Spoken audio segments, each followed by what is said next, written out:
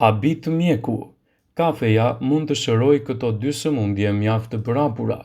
Njësoj si vera, çokolata, kokoshkat edhe kafeja hyn në radhën e ushqimeve me përfitime shëndetësore, por a mbështeteni në kafe për t'i hapur sytë e mëngjesit ose për të kaluar ditën?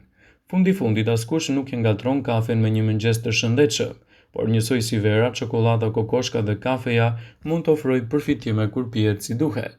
Një ullumtim ka gjetur se pirja e kafes deri në 4 filxhan në ditë në disa raste mund të sjellë përfitime të mira.